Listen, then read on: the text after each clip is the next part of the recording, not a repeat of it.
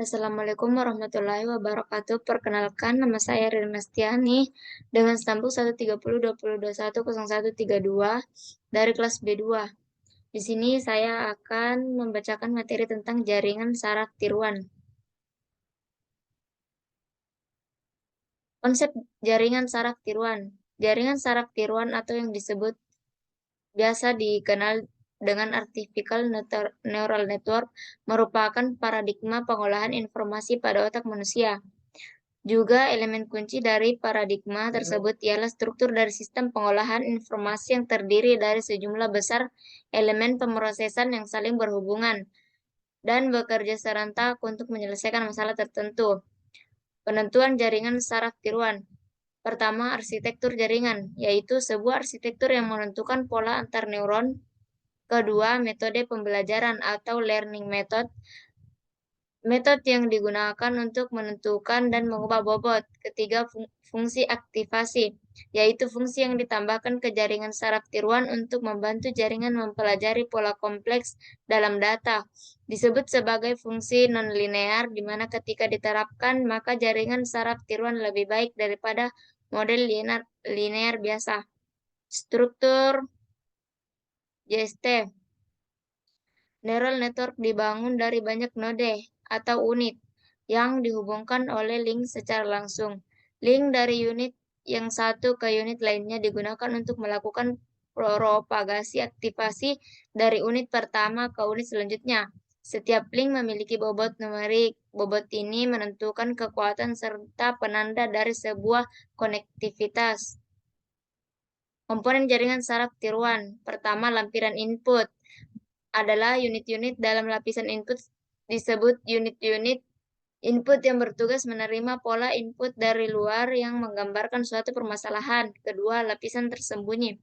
Unit-unit dalam lapisan tersembunyi disebut unit-unit tersembunyi yang dimana nilai outputnya tidak dapat diamati secara langsung. Ketiga, lapisan output, yaitu unit dalam lapisan output disebut unit output yang merupakan solusi JST terhadap suatu permasalahan. Berikut gambarnya. Kelebihan jaringan saraf tiruan, yaitu pertama belajar adaptif, yaitu kemampuan untuk mempelajari bagaimana melakukan pekerjaan berdasarkan data yang diberikan untuk pelatihan atau pengalaman awal. Kedua, self-organization. Sebuah JST dapat membuat organisasi sendiri atau representasi dari informasi yang diterimanya selama waktu belajar. Ketiga, real-time operation. Perhitungan JST dapat dilakukan secara paralel sehingga perangkat keras yang dirancang dan diproduksi secara khusus dapat mengambil keuntungan dari kemampuan ini. Kekurangan jaringan saraf tiruan. Pertama, tidak efektif jika digunakan untuk melakukan operasi-operasi numerik dengan presisi ya, atau sejauh mana pengulangan pengukuran dalam kondisi yang tidak berubah dapat mendapat hasil yang sama tinggi. Kedua, tidak efisien jika digunakan untuk melakukan operasi algoritma, aritmatik, operasi logika, dan simbolis. Ketiga, untuk beroperasi JST butuh pelatihan sehingga bila jumlah datanya besar, waktu yang digunakan untuk proses pelatihan sangat lama. Backpropagation. Backpropagation adalah algoritma pembelajaran yang digunakan untuk melatih jaringan saraf multilayer. Ini adalah algoritma pembelajaran terawasi yang menyesuaikan bobot masukan ke jaringan saraf berdasarkan kesalahan antara keluaran yang diprediksi dan keluaran aktual. Propagasi mundur digunakan dalam berbagai aplikasi termasuk pengenalan gambar, pemrosesan bahasa alami, dan pengenalan suara.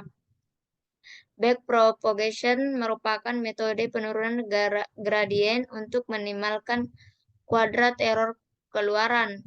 Kedua, terdapat 3 tahap yang harus dilakukan dalam pelatihan jaringan, di antara lainnya ialah tahap perambatan maju, tahap perambatan balik, dan tahap perubahan bobot dan bias.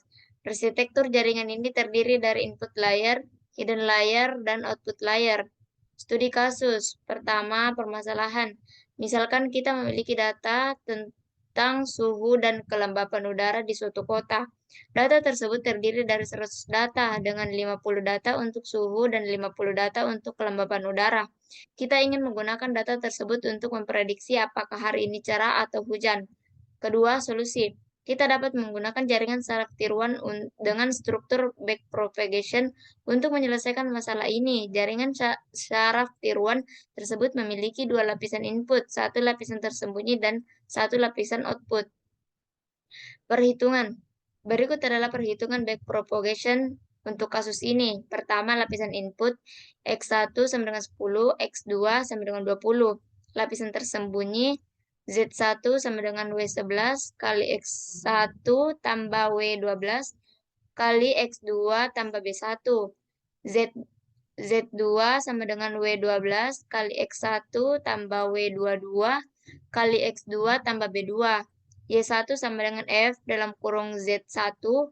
Y2 sama dengan F dalam kurung Z2, di mana X1 dan X2 adalah nilai input, W11, W12, W21, dan W22 adalah bobot, B1 dan B2 adalah bias, F dalam kurung adalah fungsi aktivasi.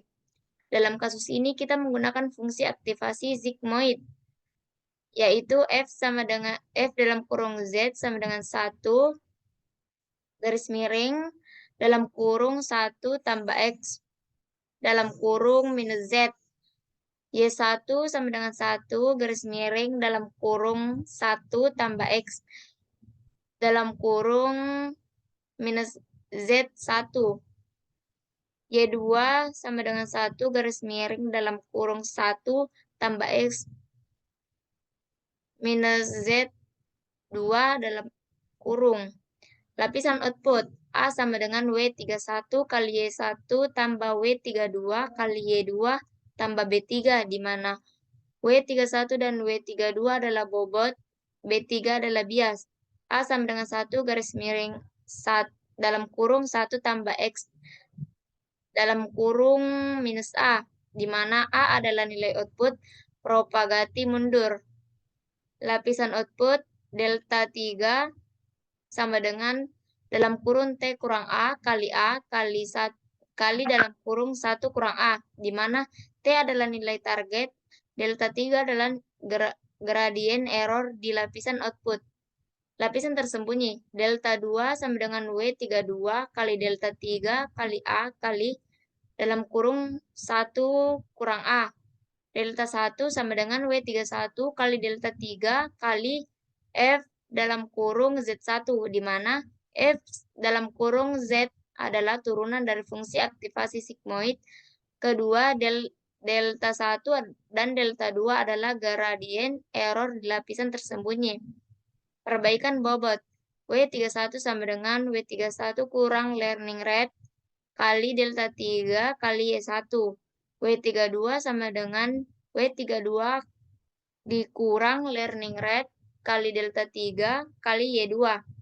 W11 sama dengan W11 dikurang learning rate dikali delta 1 kali X1. W12 sama dengan W12 learning rate kali delta 1 kali X2. W21 sama dengan W21 kurang learning rate kali delta 2 kali X1. Selanjutnya W22 sama dengan W22 kurang learning rate kali delta 2 kali X2, di mana learning rate adalah laju pembelajaran. Selanjutnya proses pelatihan. Proses pelatihan jaringan saraf tiruan tersebut dilakukan dengan mengulangi proses propagasi maju dan mundur secara berulang-ulang. Setiap kali proses propagasi maju dilakukan, nilai bobot akan diperbarui berdasarkan gradien error yang diperoleh dari proses propagasi mundur.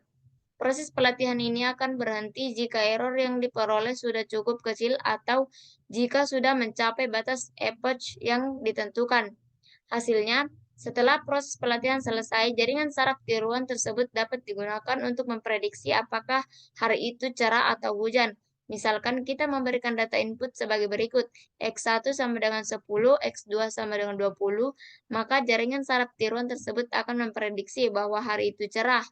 Kesimpulan, jaringan saraf tiruan dengan struktur backpropagation dapat digunakan untuk menyelesaikan berbagai permasalahan termasuk permasalahan klasifikasi. Sekian dari presentasi dari saya. Apabila ada yang kurang atau salah kata, saya meminta maaf. Wassalamualaikum warahmatullahi wabarakatuh.